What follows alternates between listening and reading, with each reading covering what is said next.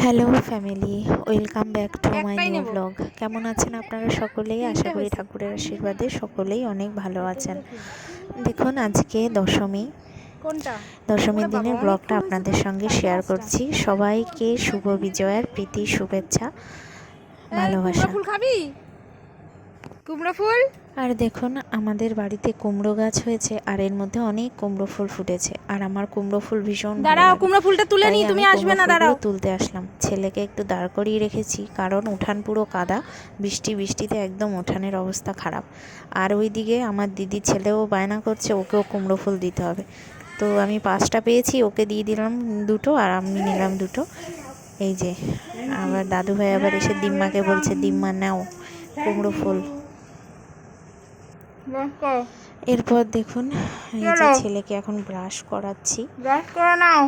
আর এখন কিন্তু একটু হালকা হালকা রোদ উঠছে। জানি না, আবার কিন্তু সারাদিন বৃষ্টি হয়েছিল, কিন্তু মাঝে মাঝে আবার রোদও উঠছে।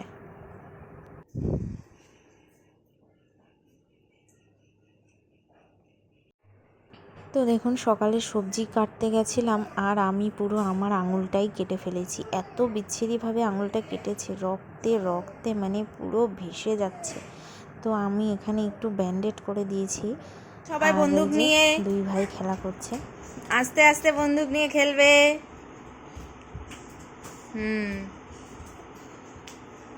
কোথায় যাচ্ছ আবার? ওইদিকে চলে আসো, আস্তে আস্তে চলে আসো। ঘরে ঢুকবে না, বাবাই বাবাই বাইরে আসো।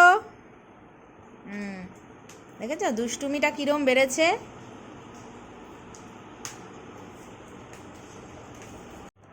এরপর দেখুন আমি ব্যান্ডেড তো করেছিলাম, কিন্তু ছেলে কি করেছে, আমার ওই আঙুলের উপরেই একটা লাথি মেরেছে, আর আমার আবার গড় গড় করে রক্ত বেরোচ্ছে। আর দেখছেন কতটা কেটে ফাঁক হয়ে গেছে পুরো।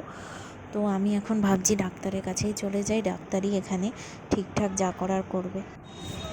এই যে ডাক্তারের কাছে এসেছি, আর ডাক্তার তো দেখেই বলে দেবে টিটেনাস নিতে হবে, অনেকটা কেটে গেছে। তো আমি টিটেনাস নিয়ে নিচ্ছি। আর তারপরে বলছে সেলাইও করতে হবে, অনেকটা কেটে গেছে। এবার আমার তো সেলাইয়ের কথা শুনেই অবস্থা খারাপ। আমি বলছি যে না না, সেলাই করব না, আপনি এমনি ওষুধ মলম যা হোক কিছু লাগিয়ে দিন, আমি দেখি অন্তত 1 সপ্তাহ যদি শুকিয়ে যায় তাহলে তো ভালো।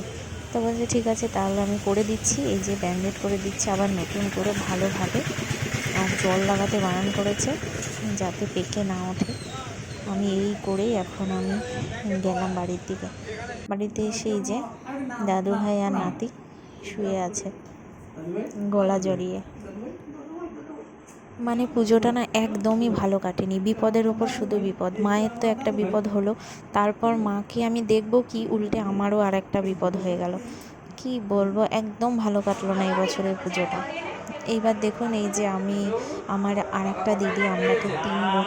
তো এই বড়দি আজকে এসছে আমাদের এখানে দশমী করতে। তো এটা হচ্ছে বড়দির মেয়ে, আর ওটা ছোটদির ও ছেলে। নাকি মাংস খাবে না। তো আজকে এই বড়দিদের ঘরে আমাদের খাওয়া দাওয়া। এই যে 3 ভাই বোন বসে পড়েছে, আর আমরা এখন 3 বোন খেতে বসবো। এই যে খাবার বেড়ে দিচ্ছে, এই এটা তুই আমার ফ্যানের তলায় বড়দি। বস, আমি ফ্যানের তলায় বসলে উড়িয়ে। এরপর দেখুন মাকে ডাক্তারের কাছে নিয়ে যাব। এতদিন পুজোর জন্য কোনো ডাক্তার পাইনি, আজকে ডাক্তার পেয়েছি, তাই এই যে টোটো ভাড়া করে মাকে নিয়ে যাচ্ছি। কারণ মায়ের পায়ে ব্যথা, ওই বাস অটো এসব করতে পারবে না, তাই একেবারে টোটো ভাড়াই করে নিলাম। আর এখন কিন্তু আবার বৃষ্টিও শুরু হয়ে গেছে।